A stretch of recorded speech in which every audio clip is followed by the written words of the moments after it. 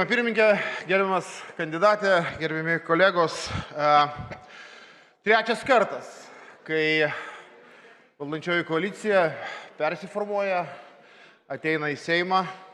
Jeigu neskaičiuotume kažkada pradingusios Vilijos Blinkevičiūtės, tai norėčiau paklausyti Demų, tai ar bus dar, ar tai jau pabaiga? Ir sutarkime, kad jeigu reikės ketvirto ar penkto, čia kaip skaičiuosi, tai kad mes jums jau tikrai galėsim paskolinti kandidatą kitą kartą į ministrus pirmininkus. Bet matyt, prieš tariant žodį reikia apžvelgti ir tai, kas čia vyko pas mus Lietuvoje daugiau nei pusantrų metų. Turėjom ką tik tai ministrė pirmininkė, kuri tikrai nestokojo labai daug iniciatyvos, bet šiek tiek stokojo kompetencijos. Ir žinot, liaudėje, kaip sakoma, kai susijungia daug iniciatyvos ir mažai kompetencijos, gaunasi vėlgi ne pats geriausias variantas. Kai Gintautas Paluckas ėjo į ministrus pirmininkus, mes perspėjom, kad tai gali būti didelis nesusipratimas. Ir kai išlindo visos istorijos, tai yra turbūt ne tik asmens problema, bet tai ir buvo smūgis visai ministro pirmininko autoritetui kaip institucijai.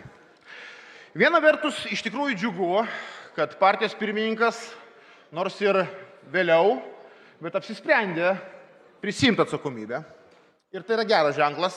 Taip ir turi būti demokratijoje. Partija, kuri laimi rinkimus, jos pirmininkas turi prisimti visą atsakomybę ir siekti turbūt sunkiausio Lietuvoje posto ir pareigų. Labai gaila, tiesą sakant, ir žiūriu į mažesnius koalicijos partnerius, kad tiek gerbiamo Mindaugo, tiek mano paties bandymai grąžinti iš Briuselio jūsų lyderius vis tik tai nepavyko.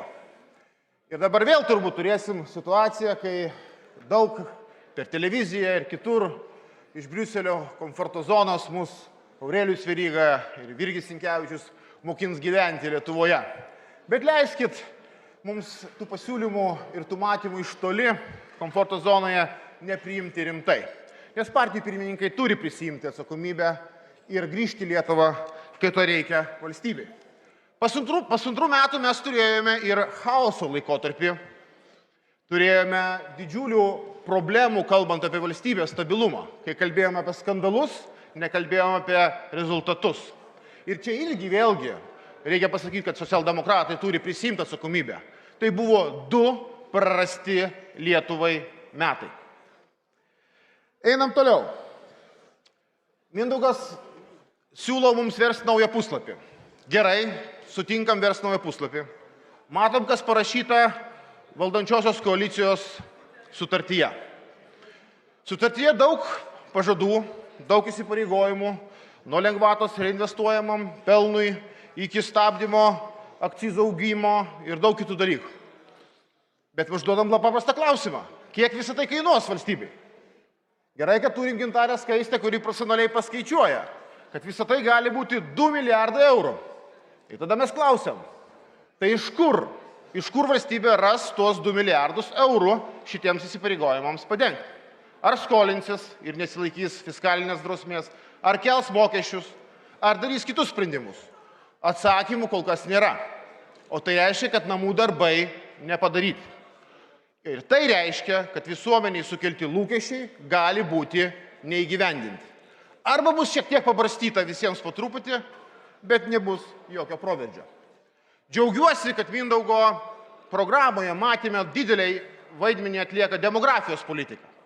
Bet vėlgi, pasižiūrėkim, kas yra siūloma ir man kyla klausimas, o tas siūlymai, jie plaukia iš kokios nors analizės. Kitaip tariant, ar mes atlikom tyrimus, mokslinius tyrimus, sociologinius tyrimus, kurie rodytų, kad vienas ar kitas pasiūlymas, kurį planuojate gyveninti, iš tikrųjų padės skatinti gimstamumą, padės skatinti šeimoms palankę aplinką. Jeigu viena didžiausių problemų yra, pavyzdžiui, vėlyva motinystė, kai apsisprendžiama kurti šeimą vėlyvesnių nei, sakykime taip, 20 metų ar šiek tiek daugiau laikotarpį. Ar tie pasiūlymai pataikys į tikslą? Ar tai yra taiklu siūlyti, tarkime, tik tai lubas nuimti motinystės išmokom? O gal reikia kalbėti apie pirmojo būsto problemos sprendimą? Gal reikia kalbėti apie šeimos ir darbo suderinamumo problemų sprendimus? Ir daug kitų dalykų. Labai liūdina situacija švietimo srityje ir gerbiamas kandidatė, tikrai norėsim čia ir jūsų energijos, nes susidaro įspūdis dabar, kad pozicija yra nieko nedaryti. Tiesiog nieko nedaryti, kaip nors praplauksim tos 4 metus. Bet palaukit, mes turim dirbtinio intelekto ateinantį amžių, mes turim robotizacijos procesus, automatizacijos procesus. Bet tam, kad mes prisitaikytume savo ekonomikoje, mes turim paruošti jaunąją kartą, kuri žinotų šitos procesus. Ar darom čia ką nors? Ar mes planuojam tą daryti?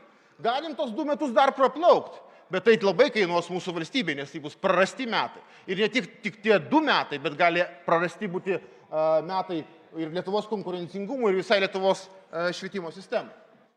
Gynyba. Tikrai stipru, kad turim dabar 5,38 bendro vidaus produkto gynybai. Bet nuo šiol reikia jau kelt klausimą. Ir girdžiu, kad kandidatas tą supranta. Kur mes investuojam tos pinigus? Ar mes investuojam į praeities karybą, ar investuojam į tai, kas ateityje bus aktualu?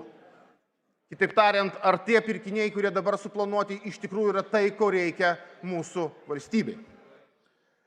Pabaigai pasakysiu labai paprastą dalyką. Mes esame opozicinė jėga, turim ir kitokią Lietuvos viziją, turim ir kitokias pažiūras. Tai natūralu. Bet būsim dalykiški, bet kartu ir principingi. Mes kontroliuosim, oponuosim, bet ir siūlysim. Ir paremsim, gerbiamas Mindaugai, ir ten,